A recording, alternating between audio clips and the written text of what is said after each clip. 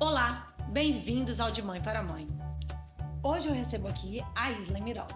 Ela é especialista em neuroeducação, pedagoga e orientadora educacional. Hoje a nossa conversa será sobre notas escolares e as emoções dos pequenos. O nosso programa está começando. Vem comigo!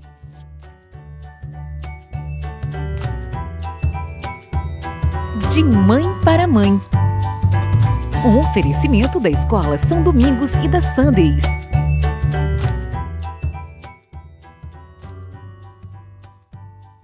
Tudo bem, Islen? Olá, como é que você tá? Tudo bem. Muito feliz em te receber aqui. Também fiquei muito feliz com o convite. Espero que seja uma troca muito positiva. Sou sua fã desde o dia que eu pisei naquela escola, que com sua vozinha calma, agregadora, nos recebeu tão bem. Que bom. E assim, sei que conversar com você sempre me dá tranquilidade. Então, hoje, estou falando de um assunto que ainda não faz parte da minha realidade, né?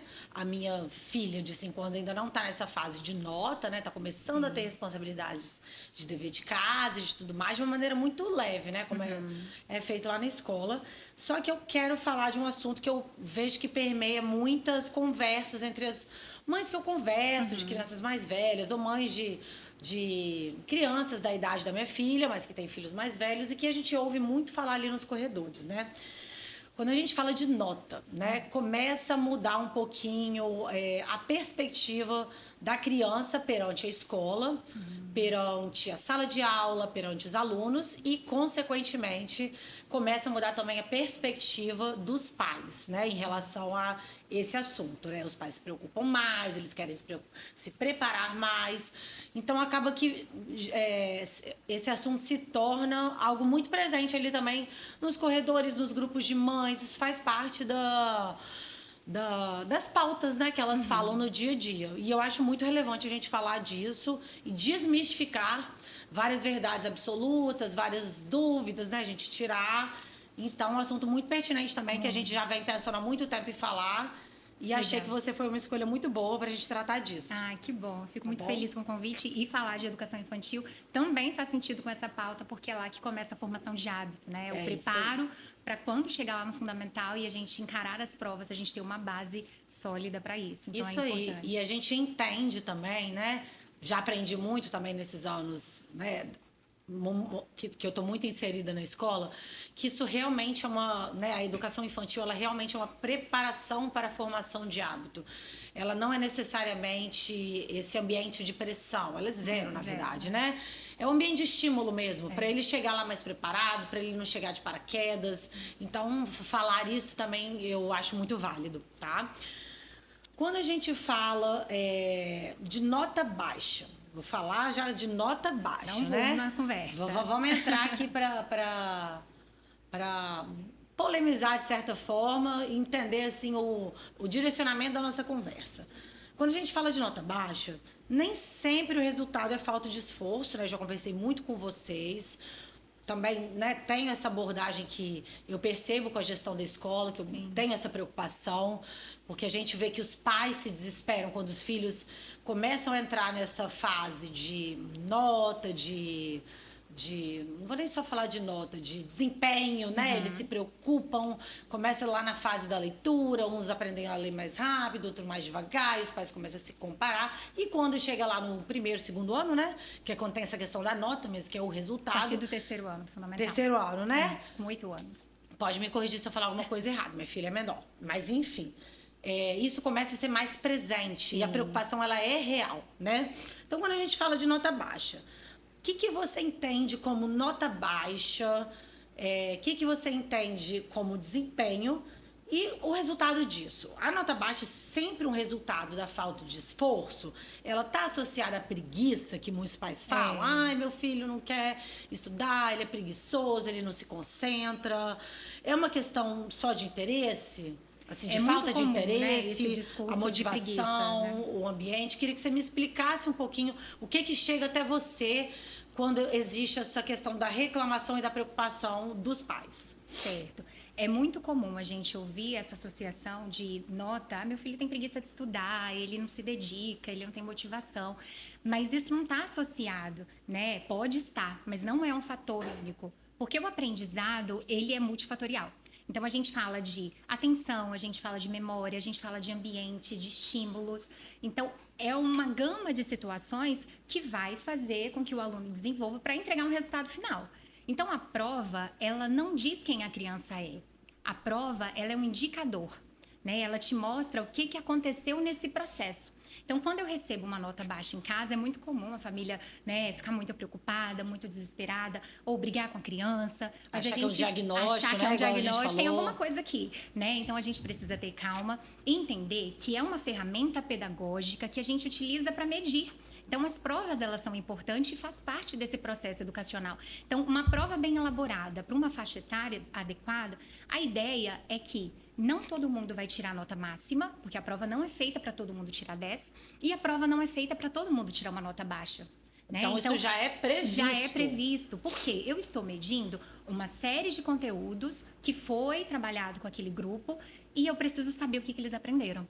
Então, através da prova, a partir da prova, a gente consegue avaliar o trabalho do professor, a gente consegue avaliar a disciplina em sala de aula, a organização daquele grupo para estudar. Então, não é só uma avaliação de alunos, uma avaliação é de todo aluno. o processo. É todo um sistema, né? Então, a prova é natural que o grupo, a maior parte do grupo, fique ali do meio um pouquinho para cima, né? Então, todo mundo fecha a prova, tem alguma coisa aí acontecendo. Todo mundo tirar uma nota baixa também é um ponto de atenção. Então, quando a gente recebe essa nota... Para o processo, você diz, processo, né? Então, um processo para a escola que vai ser feito, né, a partir do trabalho da gestão da escola. E o nosso processo em casa é entender, meu filho, peraí, deixa eu entender esse processo. O que aconteceu aqui que essa nota chegou? Né? Então, entender esse processo, ele é importante. Né? Então, nem tudo é falta de preguiça, é falta de esforço ou preguiça da criança, né? Quando os pais chegam até você com a demanda de que, por exemplo, nossa turma toda tirou notas médias para boa e o meu filho tirou uma nota ruim. O pai já pensa que é um diagnóstico. Ai, será que ele está com atraso no aprendizado? Ah, será? Primeira nota baixa já vem em sua cabeça, eu imagino, né? Eu teria essa preocupação, eu acho. Eu teria essa preocupação. E aí, como que vocês abordam que isso pode ser um indicador de algo? Assim, o indicador de algo seria o processo ou o aluno, o desempenho do aluno? Queria que você me falasse um pouquinho A gente precisa avaliar esse aluno em sala de aula e comparar com essa criança em casa, né? Então, quem é esse aluno na aula de matemática? Porque na prova de português ele fechou a prova, ele foi bem, ele teve um bom rendimento. Agora, em matemática, ele teve uma queda importante aí para a gente observar. Então, a gente precisa entender quem é essa criança na sala. Ele é uma criança participativa, ele é uma criança que cumpre com os deveres de casa, ele é uma criança que tira dúvida, né? Tem um comportamento muito agitado, isso talvez? Aí. E aí, quando a escola observa que tem algo que não está de acordo com o esperado para a faixa etária, porque a agitação, ela acontece, né? A conversa em sala, ela acontece, mas existe um momento que é a hora de ouvir, é a hora de prestar atenção, e é bom de conversar, participar. né? É bom conversar. Eles estão na escola para socializar também. Exatamente. E aí, entender qual é o momento de falar sério, qual é o momento de prestar atenção na aula, é um trabalho constante dos professores, né? Então, quando isso foge à curva da normalidade, aí a gente precisa de uma atenção, né? A gente precisa conversar sobre isso, alinhar alguns pontos em casa que ajuda também, né? Então, a formação de hábito, a organização, tudo isso faz muita diferença para esse processo. Perfeito.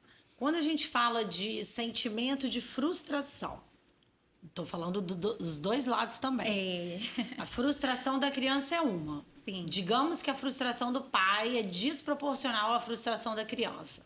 Ah, ele tirou 7,5. Nem sei o que quer dizer 7,5 hoje em dia numa escola,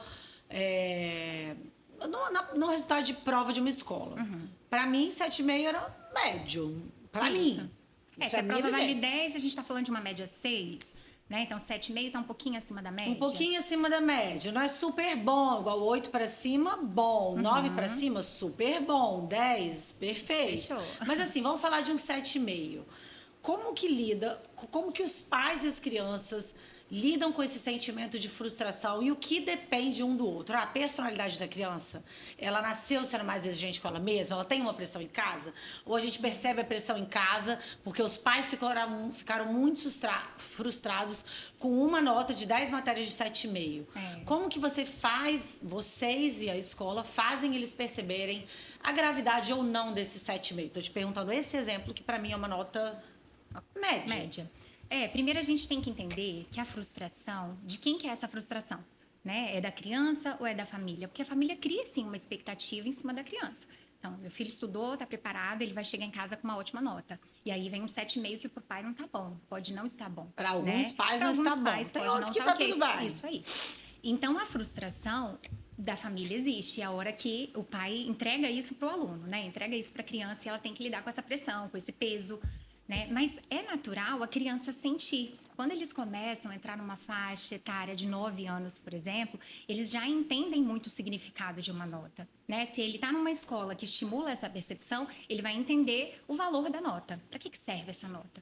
Então, se a criança está frustrada, o problema não é ela se frustrar. Frustração faz parte do desenvolvimento, é natural. E da vida, né? Vida. Às vezes a gente erra uma coisa no trabalho, putz, fica muito chateado. A gente tem não quer vários errar. cenários que vai nos frustrar. A gente não quer errar, A gente não quer errar. Só que a família, ela pode entrar em duas esferas aqui. Uma de proteger demais, eu não quero que meu filho se frustre, então eu vou na escola, eu vou conversar, eu quero entender. O problema foi da escola, o que aconteceu aqui? Né? Ou entrar numa seara de, deixa eu te ajudar, meu filho, vamos entender isso aqui e tentar melhorar. Que é o ponto positivo. Que é o ponto positivo. Então, a frustração, ela existe, ela é natural do desenvolvimento, a criança precisa passar por isso, só que a gente precisa também ter um olhar nesse acolhimento. Porque é natural a gente apontar, a gente comparar. Porque quando eu tinha a sua idade, eu não tirava essa nota. Né? Então, existe a comparação. Se os pais forem exigentes, digamos assim. Estão os pais pegando um forem perfil de exigentes. pais exigentes. Isso aí. Então, se eu minimizo, se eu comparo e traz essa pressão para a criança, eu estou dizendo para ela que errar é um perigo. A gente não erra. A gente não deve errar. E isso fica embutido na criança e ele leva para a vida inteira. Agora, se eu acolho, meu filho, eu sei que não foi legal, isso aqui não tá bom. Mas eu trago acolhimento, o que a gente vai fazer? Eu tô com você nessa. O que a gente pode fazer para melhorar esse resultado?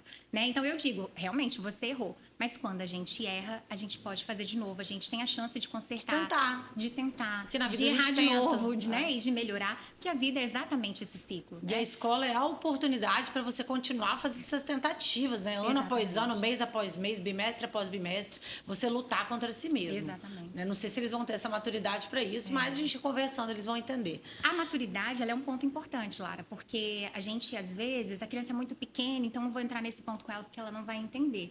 Ela vai entender o que ela precisa naquele momento, mas a gente precisa expor o ambiente, né? Então, o acolhimento, ele começa desde bebezinho. Perfeito. Né? E quando a gente entra aí numa pré-adolescência, a criança diz para você que ela não quer ser acolhida, mas é tudo que ela quer, tudo que ela precisa, né? Ser percebida, ser ouvida antes de ser apontada. Então, o acolhimento, a gente pode citar 3 passos principais. O primeiro é reconhecer, validar. Eu sei que você está triste, meu filho, essa nota mexeu com você, né? Valida o que a criança está sentindo, nomeie o que ela está sentindo, porque é muito difícil falar dos nossos sentimentos. O que você está sentindo agora? Ah, estou triste, eu estou frustrado, estou decepcionado, eu estou com medo de decepcionar meus pais. Então, entram muitos sentimentos que é importante a gente nomeá-los. E depois a gente vai refletir. Beleza, o resultado não está legal.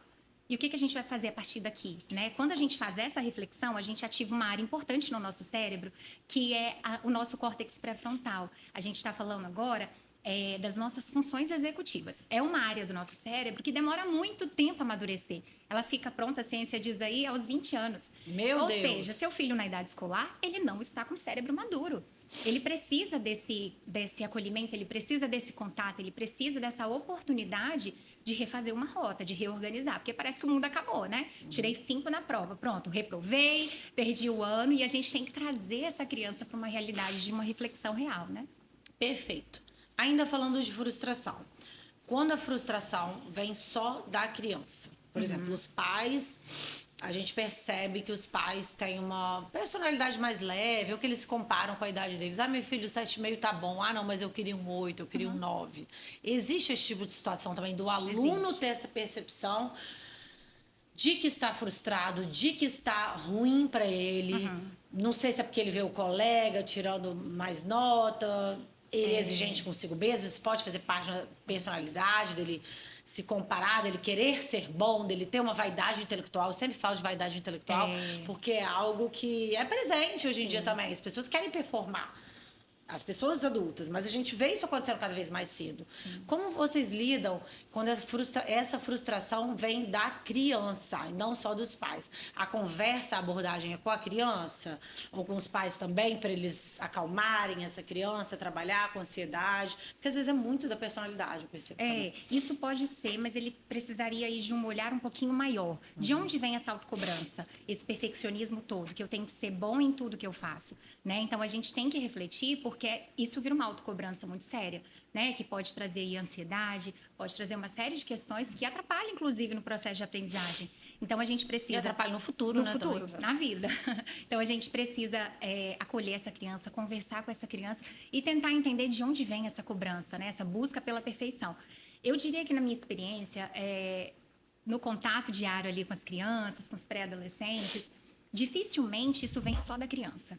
Geralmente tem alguém na família que valoriza demais. E o nosso erro, eu não cobro meu filho, mas quando ele chega em casa com uma nota 10, nossa, meu filho, parabéns, você tirou 10. Existiu ali uma valorização que, de alguma forma, a criança entende que, cara, o certo é tirar 10. Se eu tirar 8, tá errado. Eu ganho parabéns, eu sou valorizada, a mamãe manda foto pra minha avó da minha prova quando eu tiro 10. E a gente faz isso, né? Porque a gente acha a coisa mais linda do mundo. A gente faz.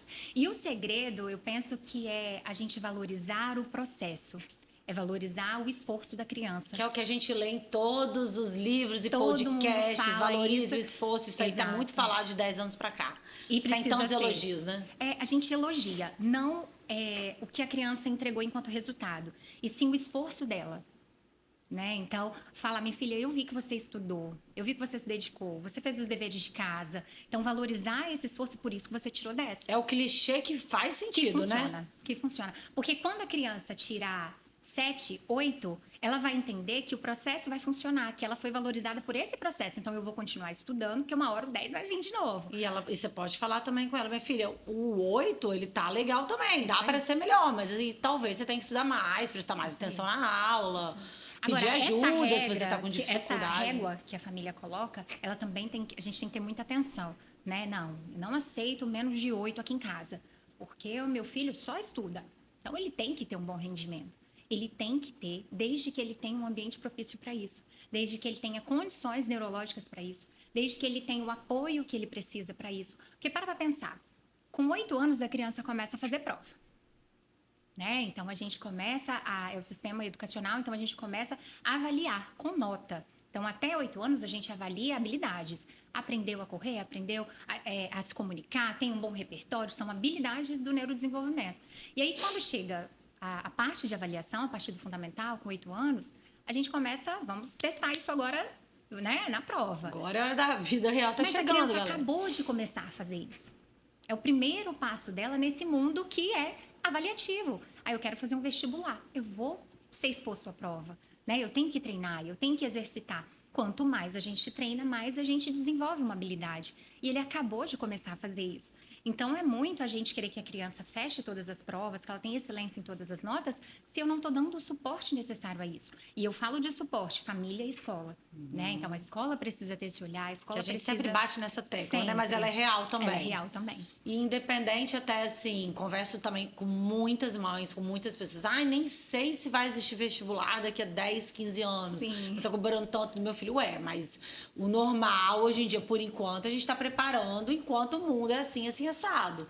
Né? Independente se é pro vestibular ou não, a gente tá Isso. falando de um repertório intelectual. Não, Independente se ele vai fazer faculdade ou não, ele precisa ter um desenvolvimento intelectual. Perfeito. Né? Você pegou num ponto que eu sempre respondo quando a gente fala isso. Ai, porque eu ouço as pessoas falarem disso. Às vezes elas entendem, né, que eu tenho essa proximidade com o assunto educacional, né? Não que eu esteja dentro, mas sou uma mãe que ouço muito, participo, gosto de aprender, converso muito, assim, com a gestão da escola, então eu gosto de entender. Então, assim, independente de vestibular, ele tem que aprender habilidades na vida, ele tem que aprender Tem matemática, gente que fala português. assim, o que você sabe da fórmula de matemática, de física que você estudou? Eu, Isley, nada. Nem eu. Fiz, aprendi na escola, mas Isso. naquele momento em que eu estava exercitando, em que eu estava treinando, foi funcional para o meu desenvolvimento cognitivo. Total. Porque a gente vai criando novas conexões. Então, eu treino aquilo, naquele momento serviu, passei de ano, tirei boas notas, usei na vida, independente. Mas criou um repertório intelectual. Poderia ter usado, você concorda? Vamos Isso supor aí. que... Me tornei engenheira, vou usar muito isso. A educação tradicional, ela tem um motivo, né, de Exatamente. existir. Ela não é simplesmente porque, não sei se ele vai usar, não sei se vai existir vestibular. Educação tradicional está atrasada. Algumas coisas falam, não, mas a gente vai seguir de acordo com a evolução. Pode ser que evolua, pode ser que não, mas a gente tem que se preparar, a gente, as crianças, né? Para o que der e vier, tentando adquirir o máximo de conhecimento possível, porque é assim que nos prepara melhor para a vida. Até para a evolução mesmo que está acontecendo.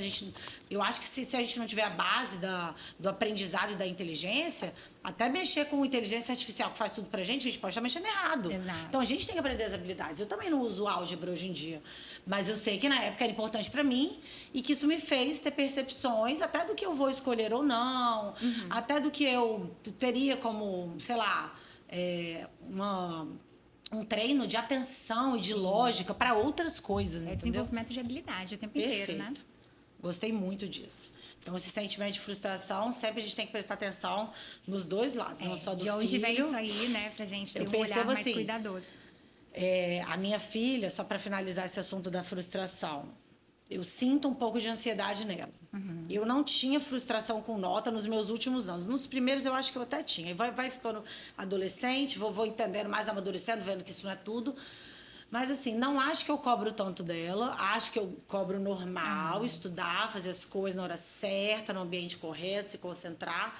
Mas, às vezes, eu vejo que é um pouco dela. Aí eu falo assim, gente, será que é a ansiedade? A ansiedade está maior do que a frustração em si. Então, é o sentimento dela se comparar, se cobrar. Igual ontem, ela tá montando um quebra-cabeça. Aí eu falava assim, minha filha, você quer ajuda para eu te ajudar? A sua parte do quebra-cabeça? Ele é para mais de 7 anos, você tem 5. Você não tá nem tentando, é a terceira vez que você tenta. Ai, mamãe, mas olha o do Lucas. O Lucas tem 13 anos. Comparação, né? Aí ela fica comparando. Olha o do Lucas. Eu falei, minha filha, primeiro que ele já é bom em quebra-cabeça. Ele treinou muito para ser bom. Segundo, que ele tem 13 anos. O quebra-cabeça para mais de 7. Se você continuar tentando, você vai num ritmo mais lento que ele. Mas talvez você consiga. Então, vamos treinar. Aí você fica estimulando. Isso aí. Porque senão ela fica se comparando, fica triste. Que vai ser aquele assunto que a gente vai falar depois. Até que ponto que é legal, né, ter as influências, né, boas de estudo ou não, né? Porque isso pode gerar coisas positivas e negativas também. E por mais que a gente não coloque pressão na criança, a família, os responsáveis, mesmo quando coloca, é na tentativa de acertar, né? A gente erra às vezes, A gente erra querendo acertar. Então, o pai, a gente ele tá lê e erra, né? Nunca tem a fórmula Ele tá certa. ali tentando. E a gente tem que buscar ajuda para entender esse cenário, né? E ajudar a criança o quanto antes. Perfeito. Essas emoções no processo de aprendizagem.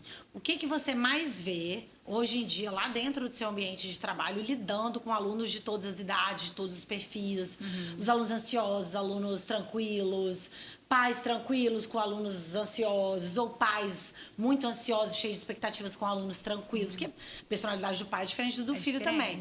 Como é que você lida com isso, com todas essas emoções envolvidas? Você senta com os pais ou senta com os filhos antes? Você conversa todos juntos? A gente costuma sempre trazer a família para a escola para as orientações a pais, né? Então, elas a criança, são aceitas, Islane? São. A família quer ajuda, né? A família quer ouvir a escola. Então, tem muita família aberta, né? Uma ou outra, às vezes, vai dar Uma outra foge, né? Um pouquinho, não, você está dizendo que errada sou eu? Não, a gente está aqui para trabalhar juntos, né? Para entender o que a gente pode fazer para o seu filho se desenvolver melhor. Mas as emoções, ela está muito atrelada no processo de aprendizagem. Tudo que a gente aprende passa para uma área do cérebro que se chama hipocampo e amígdala. É responsável pelas emoções. Se a gente parar agora e fazer um exercício, vamos lembrar aqui uma situação da nossa infância. A gente vai lembrar o dia que a primeira surra que a gente levou, o primeiro dia que sua mãe não deixou você ir numa festa, aí você ficou muito frustrada, se trancou no quarto e chorou. Todas as lembranças que a gente tem estão muito associadas às nossas emoções. Então, isso pode ser... A emoção marca, né? Digamos assim. Ela é marca. exatamente isso. A gente recebe, passa ali para minha amígdala, o hipocampo diz, opa, isso aqui é importante, grave isso aí. E a gente retém enquanto lembrança, enquanto memória. Imagina isso na sala de aula. eu tô super ansioso, ou teve alguma coisa na minha casa hoje, meu pai brigou comigo, eu vim para a escola, eu não vou prestar atenção na aula, a atenção vai ficar rebaixada, a motivação vai ficar rebaixada, porque o que está na cabecinha dele são as emoções que ele trouxe de casa, são as emoções que ele viveu anteriormente, né? Então, as emoções, para a gente ter esse processo de aprendizagem de uma maneira ok, de uma maneira saudável, eu preciso estar minimamente regulado emocionalmente, né? Então, conta com o apoio da família, conta com um ambiente saudável da escola, aquele ambiente acolhedor, aquele ambiente onde a criança se sente pertencente. Um ambiente saudável em casa também, né? Não é só apoio da família. Às vezes a casa é uma confusão. Exatamente. O filho tá entrando naquela confusão, vira uma criança estressada que nem era. E é cobrado o tempo inteiro, e ele está acostumado com a cobrança, e a cobrança já vai virar um negócio Vira uma bola de ele. neve, e aí a gente quer o resultado depois na prova. Mas ele não vai vir, porque a gente precisa ter um olhar para a emoção para a gente conseguir desenvolver bem os aspectos cognitivos. Então, não se fala hoje, um lado do cérebro é para emoção, o outro lado é para, né, cognição. Não, tá todo mundo interligado.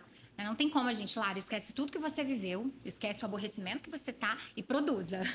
Não tem como a gente, né, desassociar isso. Para nós, enquanto adulto, é difícil, imagina para uma criança em desenvolvimento. Né? Trabalhar com as nossas emoções, controlar as nossas emoções. Pensa eles, né, Pensa coitado? eles, que não têm o cérebro pronto para isso. E que nem entendem até que ponto que isso é uma emoção que pode ser controlada. Eles fazem tudo de maneira muito inconsciente. Eles são muito emoção. Muito impulsivos. Não, é muita emoção, é muito tudo mais muito do que aflorado, racional. Né? E aí, isso num processo de aprendizagem, ele conta muito, né? Então, a gente... É o que a gente sempre fala, é legal quando a criança tem a empatia com o professor, ela gosta do professor.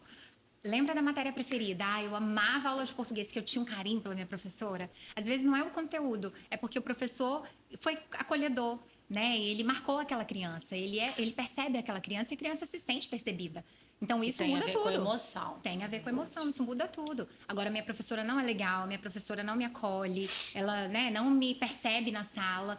Essa matéria é um saco. Eu detesto estudar essa matéria. A gente associa. Ou então você ama a matéria e o professor não é tão legal. Tô pensando aqui na minha infância barra adolescência, que eu tinha...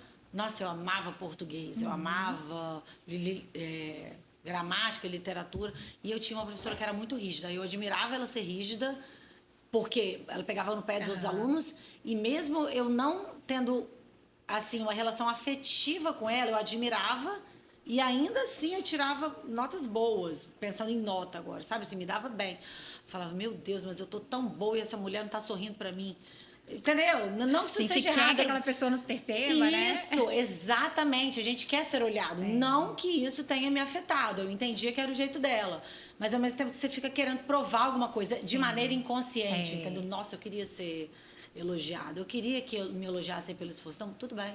Como se fosse obrigação, assim. E isso é inerente do ser humano, né? A gente quer esse reconhecimento, a gente quer essa colocação, esse grupo social te percebe. Imagina uma criança em idade escolar, fazendo prova, desenvolvendo ali para uma adolescência... Tudo que ela quer é o grupo social, né? Verdade. Então, eu quero que a professora goste de mim, eu quero que meus amigos me achem o máximo. Então, tem esse movimento. E por trás disso tudo, um monte de conteúdos vindo. E a gente tendo que gerenciar. Real chegando para eles, né, na vida. Essa professora que eu tô falando foi até o mais velho, né? Era criança, não. Penso que eu tinha meus 12, 13 anos, já tô prestando atenção na vida aí. E aí eu tinha esse sentimento, meu Deus, mas eu faço tanta coisa na aula dela, tá tão legal. Inconscientemente eu queria um reconhecimento, né? Imagina para eles. Imagina para eles. Vamos lá. Falando agora de competitividade. Esse assunto é um pouquinho polêmico, mas a gente vê isso acontecer desde novos. Independente do assunto de nota, né? Eles competem, aquilo que a gente falou ontem na reunião também, em vários aspectos da vida. Vários. É uma amizade, eu gosto dessa amiguinha, mas a amiguinha gosta mais do outro. Eu queria a minha atenção mais para ela. Eu queria a atenção do professor mais para mim do que ele dá para o resto da sala. Ou então, igual minha filha falou, assim, ela sempre cita, que eu estou parabenizando ela, já tem um tempo que ela teve uma facilidade na leitura, né? Aí começa muita mãe também, na hora que eu boto ela lendo, assim. Nossa, mas ela já está lendo, a minha não está lendo nada, tem que estimular mais. Gente, mas eu nem estou estimulando tanto. ela gosta de ler. Meu estímulo foi assim, ler para ela à noite. Não é que eu tô mandando, agora você vai parar sozinha na sua mesa de estudo, caligrafia e ler. Não, ela gosta, ela pede para ler, para eu ler para ela, eu gosto sempre de ler. prazeroso para ela. O meu estímulo foi sempre ler para ela à noite. Mas assim, ela gosta de tentar. Então eu vejo que ela tem facilidade nisso também. E por isso ela aprendeu a ler. Ela é placa agora. E aí você começa a ver. Não a competitividade, mas assim, comparação das mães. Então, a pessoa já está lendo. E aí, eu percebo que a minha também, talvez por essa ansiedade que eu falei com você, também se comparam. Tipo, eu estou elogiando ela na leitura, ela fala assim, mas a fulana da minha sala já sabe ler e escrever há muito tempo, mamãe, e ela fala inglês. 5 anos, minha filha. Tá muito legal o que você sabe fazer. Calma. Aí eu até passei pano, assim, a mãe dela é professora, talvez ela tenha mais tempo. Não que isso seja um motivo. Às vezes, né, a filha tem uma facilidade também. Mas eu tô tentando lidar dessa forma com ela, né, de se comparar, de comparar tudo. Até aquele negócio que eu falei ontem com você, da parte que mais velhos ou até mais precoces, mas eles começam a comparar a vida, o modo de viver, o tênis que usa, a casa. Essa comparação começa mesmo aí na primeira infância já, né? Tá mais precoce. 5 anos, 4 anos, aí aumenta aos 7, né? Como você falou para mim. Mas, assim, essa questão da competitividade, eu acho que ela tem muitos pontos negativos falando disso. Mas... pode ter um ponto tem pontos positivo positivos aí também, né? Então, assim, vamos falar. Qual que é o lugar saudável dessa competitividade no processo de aprendizagem, primeiro falando de criança? Comparar com ele mesmo, comparar com o coleguinha. Até que ponto que isso é legal com ele mesmo, é muito ansioso, né? Eu acho que isso aí que você trouxe é importante pra gente pensar, porque a competitividade por si só ela não é a vilã.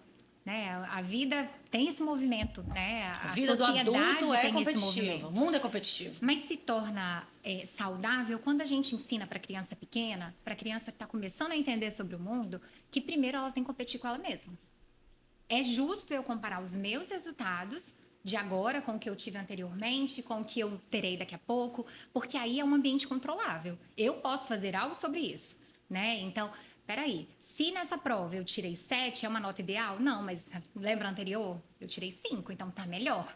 Yes, tô crescendo. Tô crescendo. Ele pode ficar feliz com o 7. E aí o nosso papel é, legal, o que você fez que funcionou, que da outra vez você não tinha feito? Eu estudei mais.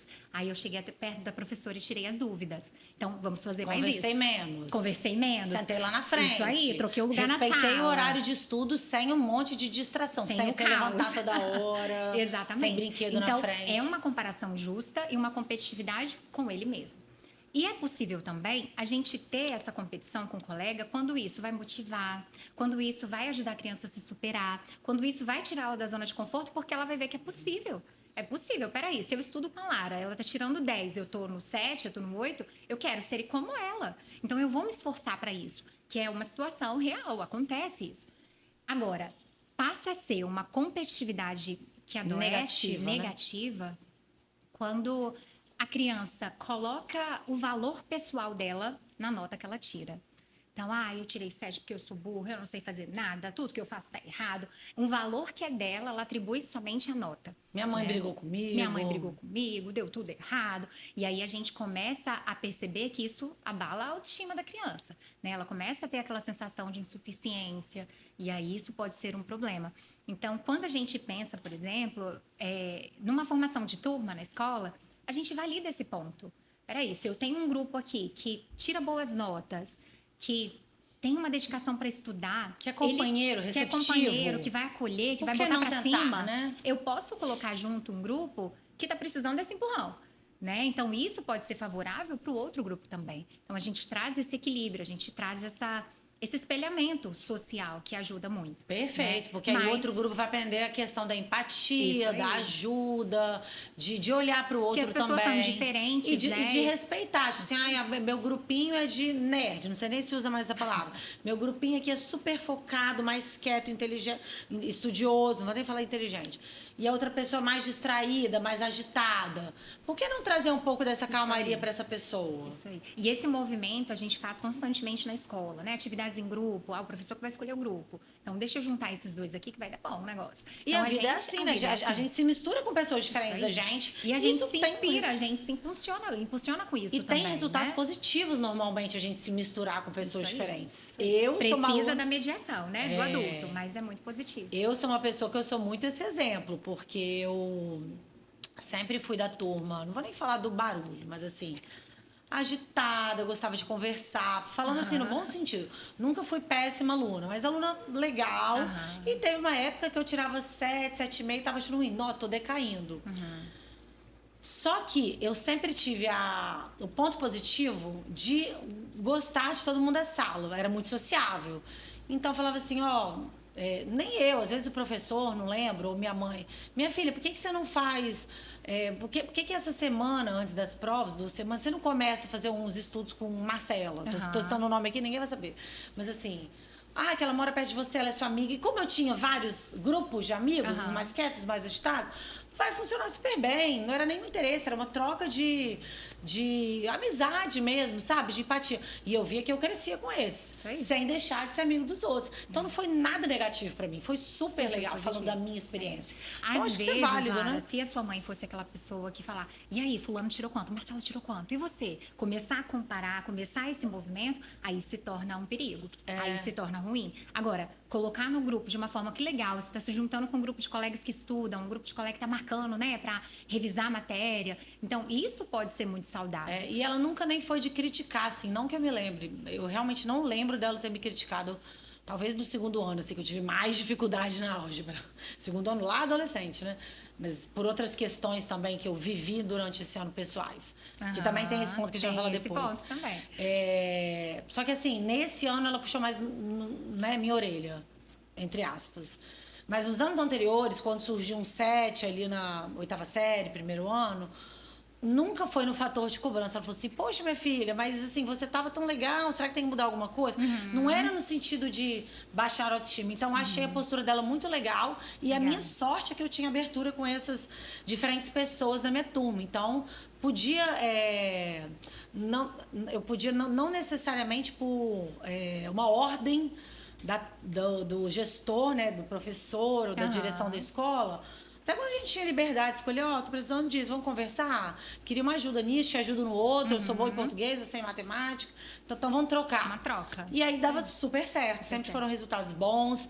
E até hoje eu brinco, gente, sempre fui amigo dos mais nerds, sempre fui amigo dos bagunceiros, de quem gosta de conversar, da galera do fundão, às vezes eu tava na frente, no português eu não precisava estar na frente. Então é isso aí, é uma troca. E a gente se reconhecendo, entendendo as nossas habilidades. E quando a gente não faz isso, porque a gente é pequeno, precisa aí da ajuda dos pais e da escola, dessa mediação que você falou. Então, nem sempre é um perigo, né? A competitividade pode ser saudável. Eu achei ótimo. E depende muito do adulto, né? Como e é ele isso que eu coloca falei. A minha competitividade, ela apareceu mais tarde mesmo, assim.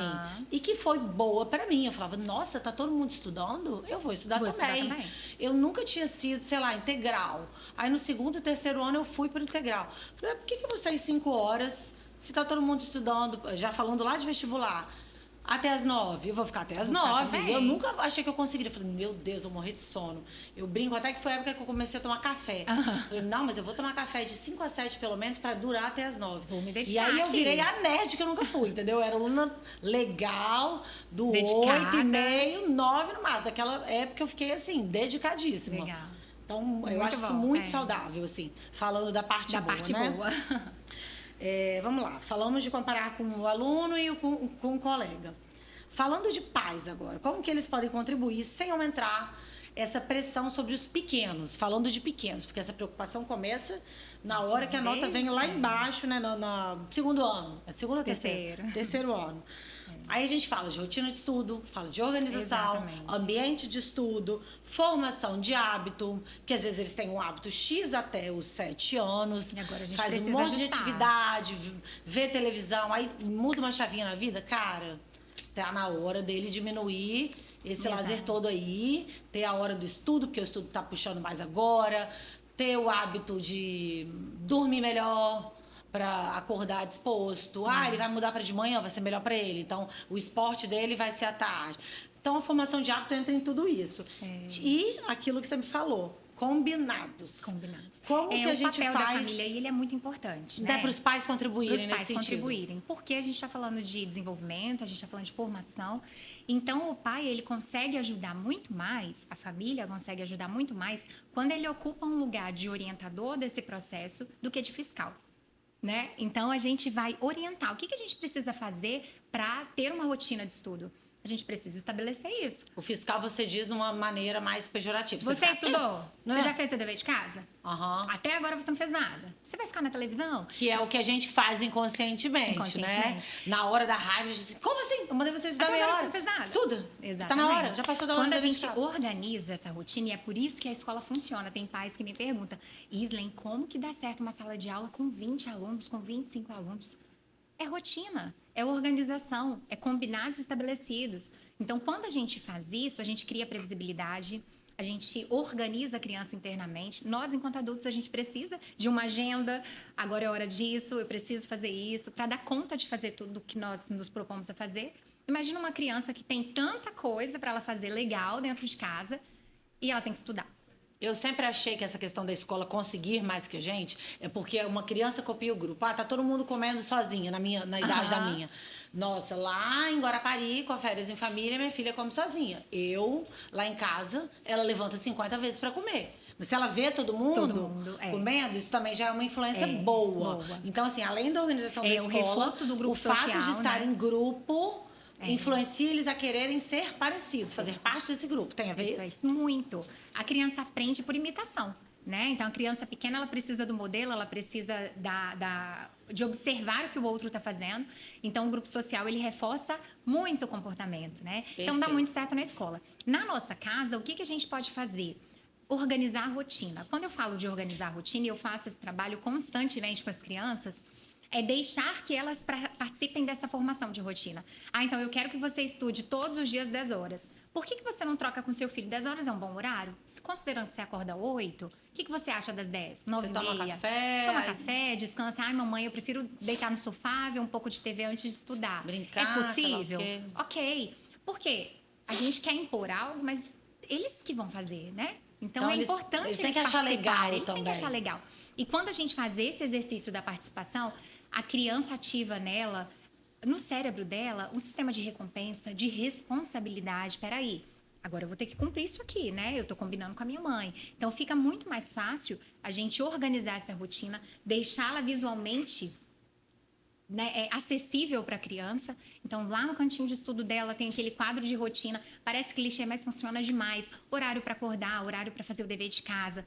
Depois a gente vai brincar. Quando a criança vê isso tudo do dia, ela entende que dá tempo de fazer tudo. Eu vou estudar, mas eu também consigo brincar. E aí a gente pensa num ponto que é importante, dos combinados também. Dos combinados. Beleza, e se você não cumpriu o que a gente está colocando? Aí entra a acontece consequência. Quase todo dia também. Todo dia. Eu diria que todo dia. Ai, não quero saber agora, mamãe, mais 5 minutos. Só mais um pouquinho, né? E se você não cumprir? Chegou o horário de desligar a televisão e a gente vai fazer o dever de casa. E se você não cumprir, o que acontece? Ah, então no dia seguinte não tem TV. Ah, então nesse dia você não desce para brincar. Poxa, mas aí você está punindo a criança? Não, você está ensinando para a criança que a vida da gente tem consequências. Se eu não faço, alguma consequência vai acontecer, sendo ela boa ou ruim. E é tudo no tom certo, e aquilo é que a gente tom falou certo. ontem. Não é ameaça, porque a primeira coisa que a mãe faz é ameaçar. Então tá. Vai então, fazer não? Vai fazer não? Esquece TV hoje, esquece TV não sei o quê. Né? Esquece brincar na rua, esquece o 12 do final de semana, esquece aniversário de fulano. Começa a punir. Aí é uma punição que não agrega. Porque a criança, ela precisa entender o que vai acontecer. Isso já foi combinado lá quando a gente sentou para fazer a rotina. No dia seguinte, a gente vai lembrar. E parece fácil, mas não é. Todos os dias a gente vai lembrar, todos os dias a gente vai repetir. É igual escovar dente, todo dia você tem que lembrar, vamos lá, tá na hora. Ah, mas não quero, mas precisa. É opcional escovar os dentes? Não. A criança não precisa ir?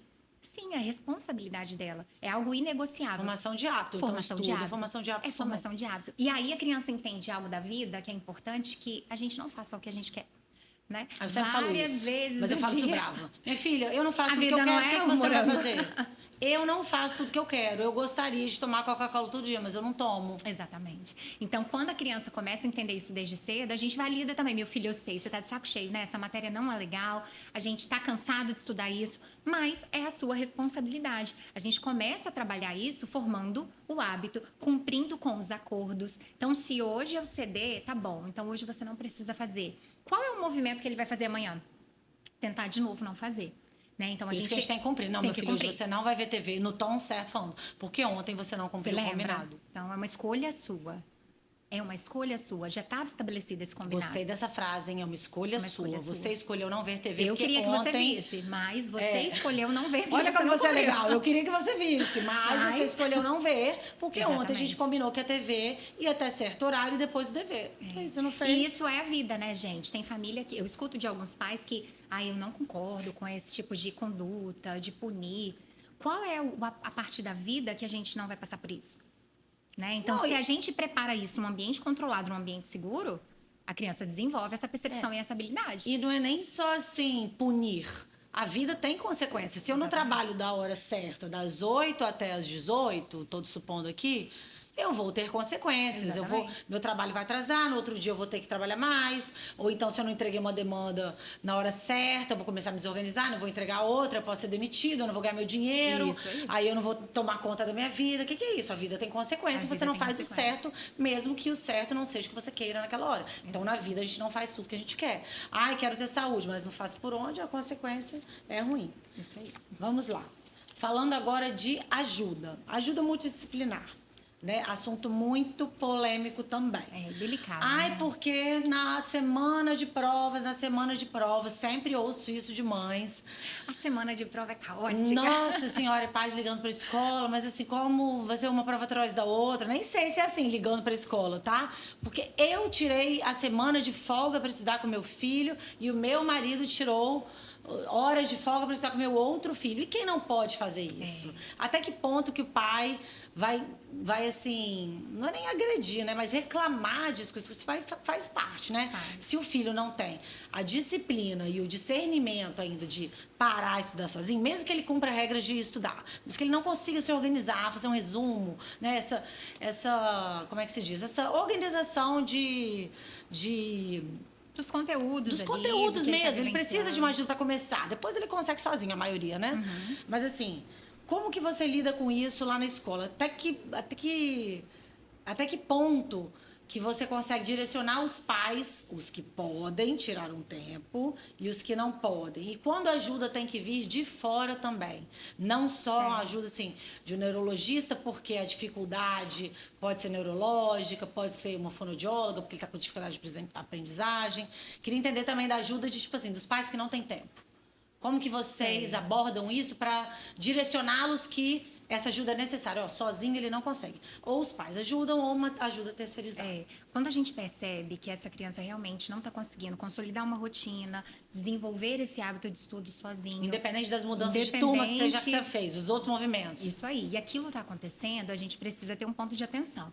Então, é normal algumas famílias falarem, olha, eu não consigo estudar. Quando eu chego já está tarde, ele já está cansado, né? Ou eu saio de casa cedo. E isso é uma realidade, né? A gente sai para trabalhar. Então, a gente precisa trabalhar primeiro essa rotina para tentar entender se a criança vai, se ela consegue caminhar. Sozinha. E o nosso papel é dar uma autonomia assistida. Sabe? Eu te dou autonomia, mas quando eu chegar do trabalho, eu vou dar uma olhada, deixa eu ver o que você fez, se você cumpriu com as suas responsabilidades, se você fez o seu dever de casa. Mesmo que você não fique ali 2 horinhas ali. Pai não tem que ficar do lado para a criança estudar. E essa é uma dificuldade da família, sabe? Se desvincular. Não, meu filho só faz dever de casa se eu estiver ali, do ladinho dele sentado. Isso não é saudável. Isso cria uma dependência. Nem desde pequeno, Isley? Desde pequeno é necessário. Não, eu fico ali monitorando, eu não fico ajudando, não. Agora que você aprendeu a ler, lê com calma. Tá interpretando? Eu não falo, não. Minha filha, não adianta só ler, tem que interpretar. O nosso papel é fazer essa mediação, sabe? Olhei, orientei, agora deixa a criança experimentar. Principalmente na primeira infância, ela está testando. Ela não precisa acertar tudo, ela precisa testar, experimentar, vivenciar a experiência. Então, a gente está ali, a gente orienta, a gente dá os norteadores para a criança, está de perto. E a gente precisa criar isso, porque é a partir daí que ela vai aprender a entender as dificuldades dela. Porque tem criança com 9, 10 anos, aí o meu filho precisa de mim para fazer o dever de casa. Eu tenho que ler uma parte da atividade, senão ele não lê tudo. Então, a gente está falando já de um processo que precisa ser trabalhado para que ele alcance a sua autonomia. Primeiro ponto, ninguém dá conta de ficar estudando o tempo inteiro com criança. Chega uma fase dos conteúdos que a gente nem lembra mais do que a gente estudou. Não, e dever de casa todo dia já é pelo menos 1 hora por dia. Por dia. Então, o nosso estudo papel a prova, é 2, dar, 3. Isso aí, é dar autonomia e a gente fazer essa observação e esse acompanhamento. Também não pode largar a criança pequena nesse processo sozinha. Ela precisa de alguém. Quem que vai dar esse suporte? É a mãe? É o pai? É a pessoa que fica em casa? A avó, às vezes. A avó. Agora, ele não entendeu o conteúdo, eu não consigo explicar. E nem tem que, o pai não é o professor, né? Então, professora, meu filho não entendeu divisão. Vamos retomar isso? Escola, como que você pode me ajudar? Ele está com dificuldade nessa matéria. E aí, a gente vai trabalhando em conjunto. Agora, quando entender que é o momento de pedir ajuda? Então, eu vou entrar com o professor para sanar as minhas dificuldades, para trabalhar pontualmente aquelas dificuldades. Essa ajuda pode ser necessária e a escola costuma sugerir. Tá. Né? Vamos buscar ajuda. Agora, é um apoio de uma equipe multidisciplinar? É fonoaudiólogo, é neurologista, é uma TO, enfim, existem vários profissionais que vão nos ajudar nesse processo e a escola precisa notificar a família. Quando o processo necessário. é uma dificuldade de aprendizagem. E não uma dificuldade de, sei lá, pontual. Estudo. Isso negocinho tá ruim na matemática. Isso aí. Pontual a gente consegue resolver rápido. Agora, é uma questão neural, é uma dificuldade de aprendizagem que precisa de um olhar em cima dela, a gente não está sendo ruim de buscar ajuda. A gente junta muito a nossa frustração. Será que eu não estou sendo uma boa mãe? Não estou conseguindo ajudar meu filho? Então, essa culpa, essa frustração, esse sentimento de insuficiência parental, uma vergonha. Ai, não queria que ele tivesse problema de aprendizado, mas ele tem. Isso atrapalha muito, porque quanto mais cedo a gente olha para essa dificuldade e faz as intervenções corretas, mais rápido essa criança vai se desenvolver. O nosso cérebro, ele é plástico, né? Ele aprende, ele cria novas conexões. Só que para isso eu preciso da intervenção certa. Se o meu filho tem uma dificuldade de linguagem, é a fonoaudióloga que vai conseguir ajudá-lo. Então, na escola não tem esse profissional que vai fazer esse trabalho. E nem tem que ter. Né? Então, a gente precisa das ajudas que estão ali, a ciência que está aí para nos ajudar a evoluir. Então, é saudável, é cuidado, né? É um olhar atencioso para a criança. E as mães e pais terem a cabeça aberta para entender que isso é um assunto que eles tentaram até certo ponto e agora é hora de externalizar. Buscar uma ajuda e está tudo bem, né? Todo mundo precisa de ajuda. Não precisa ter vergonha disso, gente. Não, né? Todo mundo precisa, né? Perfeito. Para finalizar agora, Isla, se você puder me responder de maneira bem... de dicas mesmo. Como que vocês fazem, algumas técnicas mesmo, para despertar o desejo pelo estudo para umas crianças? A gente entende que tem crianças que têm uma maneira de aprender e outras outra maneira. Sim. Então, estratégias, né, para ter um momento mais leve, métodos de estudo, considerando que essas crianças, esses adolescentes, às vezes aprendem de maneiras diferentes. Exatamente. É muito comum a gente ajudar a criança, a família, ou até mesmo o professor querer que a criança estude da forma que funciona para ele, né? Então, eu estudo fazendo resumo, vamos lá, Lara, faça seu resumo que vai funcionar. Só que cada um aprende de uma forma. E não existe um método que vai ser o ideal para todo mundo. O que pode funcionar para você pode não ser o ideal para mim. A ideia é que a gente tente descobrir o que funciona para o meu filho. Lê bastante, marca texto e você anota os pontos importantes em tópicos. Aí. Tem criança que estuda lendo, ensinando para alguém, ditado, falando na frente do espelho, fazendo flashcards, que funciona muito, pergunta de um lado, resposta, mapa mental, desenho, enfim, tem uma série de possibilidades. Na hora que tá no banheiro, já vi isso muito. Aquelas canetinhas de escrever no box, escreve no box. Todo esse movimento traz pra gente outras experiências, não só visual. Então, eu aprendo melhor ouvindo, eu aprendo melhor falando. Então, eu ativo outras áreas do cérebro. No banheiro eu tô concentrada agora para ler. Isso aí, eu ativo outras áreas e eu oportunizo esse cérebro a aprender. Então, o mistério é, qual é a melhor forma que seu filho aprende? E para motivar, a motivação, ela precisa ter sentido. Tudo na nossa vida, pra gente se sentir motivada, a gente tem que dar sentido àquilo. O que te motiva a trabalhar? Né? Eu faço o que eu amo, eu vou todos os dias, mesmo quando eu tô cansada, porque eu amo fazer isso. Meu trabalho sustenta a minha vida boa. Às vezes a pessoa não trabalha no que ela ama. Eu quero um luxo, eu preciso disso, né? Então, a gente precisa dar sentido ao fazer. A melhor pergunta a se fazer é, filho, por que você estuda? Ah, eu estudo porque minha mãe manda, eu estudo porque meu pai paga mensalidade. Não, se eu não estudar, meu pai fica bravo. Não, vamos dar um sentido para isso? Por que você estuda? Por que estudar é importante para você? Então, quando a gente faz esse exercício, novamente a gente está trabalhando as funções executivas, a gente está pensando e dando valor àquilo. Pois é, então mesmo quando a gente está com preguiça, quando a gente não quer, é importante estudar porque isso tem um valor. Não é isso que você quer lá na frente? Exatamente. Você não quer algo lá na frente? Você almeja Isso aí. ser, sei lá o quê? Então, fazer alguma ter coisa? sentido desbloqueia áreas importantes do cérebro, envolve muitas emoções, né? E a criança se sente mais motivada, a criança se sente com mais vontade de fazer, né? Então, para que a gente crie uma rotina mais leve de estudo, torne esse processo, estamos no início do ano, né? Teremos o ano letivo todo pela frente, para tornar isso mais leve, formar hábito, criar uma rotina, cuidar do emocional dessa criança, ouvir a escola, trabalhar em parceria com a escola. Quando a gente consegue unificar isso tudo, a gente vai estar falando de um aprendizado saudável, de um aprendizado esperado para a faixa etária, respeitando ali o marco do desenvolvimento, e as coisas deixam de ser um peso, né? E passam a ter sentido.